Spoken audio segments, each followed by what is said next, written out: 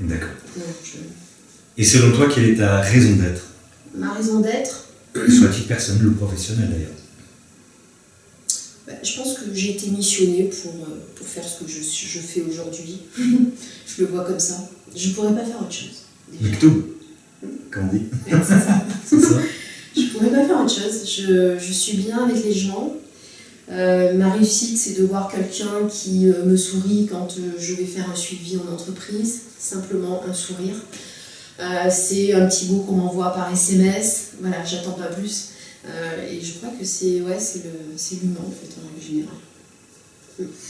Alors pour info, sachez que Sylvie est une grande fan de nos barbares de la rade.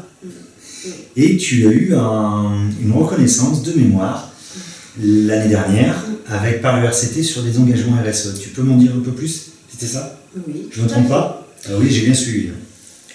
Donc en fait, les valeurs du rugby se rapprochent de mes valeurs à moi, qui sont les croyances. On peut pas réussir un match tout seul. Voilà, il faut vraiment être dans un sens, d'avoir, comment on peut dire.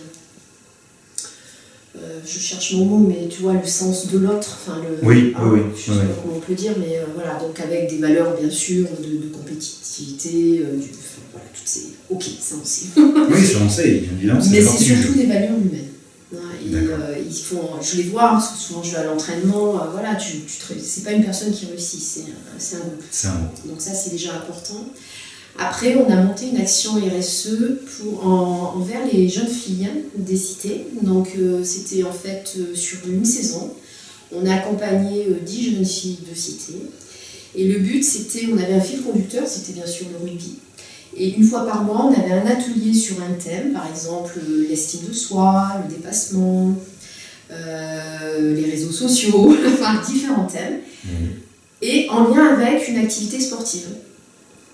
Donc par exemple, le dépassement de soi, on les a fait jouer. On a constitué deux groupes et on les a fait jouer au rugby. Donc c'était une action qui s'est bien déroulée. Elle a été reconduite cette année, sous une autre forme. Voilà, après je laisse mon le but, c'est de lancer, donc ça après d'autres ont fait. Il faut savoir que j'étais marraine aussi de cette action, parce que j'ai parrainé 2 jeunes filles que j'ai reçues en agence, ils ont passé un peu de temps avec moi, je les aidais sur leurs projets, voilà, c'est en plus.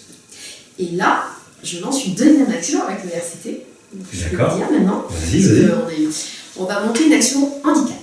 Ah. Voilà. Donc en fait l'idée, et cette action elle est présentée au président là aujourd'hui, même moment où je te parle. On va travailler avec 5-6 partenaires du RCT, ceux qui ont une obligation d'embauche de personnes en situation de handicap. C'est les entreprises de plus de 20 salariés, 6% de personnel en situation de handicap. Voilà.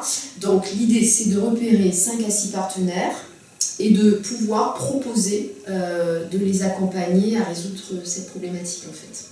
Parce que la personne qui m'accompagne, qui a été recrutée pour la RSE au sein du RCT, donc je trouve que ça évolue. Oui, j'en ai entendu parler, effectivement, c'est bien. Baptiste, il s'appelle. En fait, il a fait un petit questionnaire qu'il a envoyé aux partenaires. Et pour savoir un petit peu au niveau de l'embauche des personnes en situation de handicap, comment ça se passe, etc. Et puis les retours, on ne sait pas faire, quoi. Voilà, donc l'idée c'est effectivement de cibler 5-6 partenaires, de pouvoir faire un point avec eux et d'apporter des solutions. Alors moi j'en ai une par exemple, parce que j'ai repéré. Écoute, vas-y. Dans les entreprises du BTP, les permanents ont des cartes pressing pour les habits de chantier. D'accord. Ça coûte très très cher. Pourquoi pas à un moment donné sous-traiter à une blanchisserie, un ESAT, puisque dans le Var on est quand même pas mal outillé.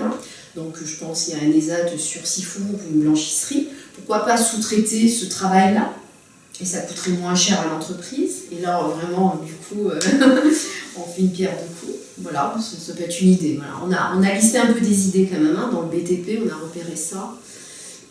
Même pour tout ce qui est espace vert, pourquoi sous-traiter à des sociétés classiques, faire venir des personnes en situation de handicap. Il y a des ESAT qui sont spécialisés dans les espaces verts. Donc, voilà. D'accord. Ouais, ben, très bonne idée. Ouais. Alors maintenant, on va passer à un autre volet de cet échange.